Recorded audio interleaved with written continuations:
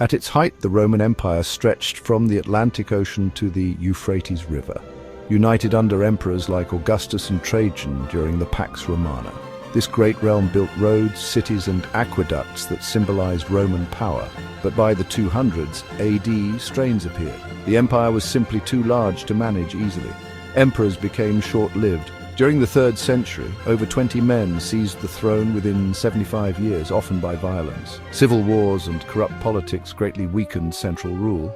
At the same time, mounting military costs drained the treasury and infrastructure crumbled. For example, by the 130s, Emperor Hadrian even built a frontier wall in Britain to hold back enemies as funds shifted to defense. In 285 AD, Emperor Diocletian attempted to fix this by splitting Rome into eastern and western halves.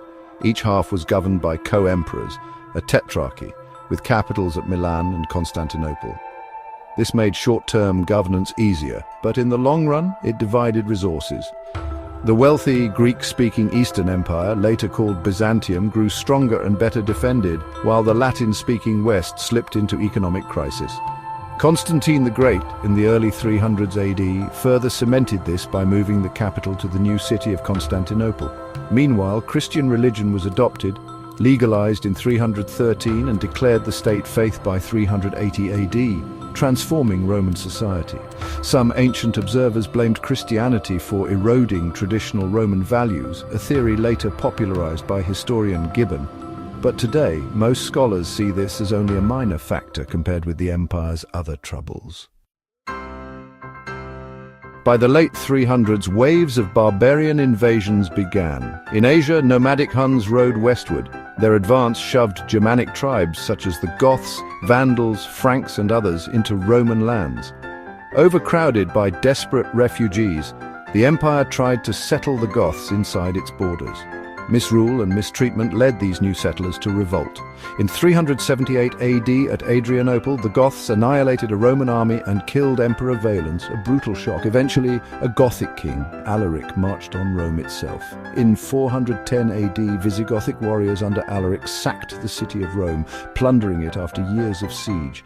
This was the first time Rome had fallen in over 8 centuries, and it sent fear through the world. The collapse accelerated in the 5th century. In 455 AD, another barbarian tribe, the Vandals under King Gaiseric, breached Rome's defenses and plundered the city for 2 weeks. Prosperity in the west evaporated. Finally, in 476 AD, the last Western emperor fell. Romulus Augustulus was a teenager who had inherited a powerless throne.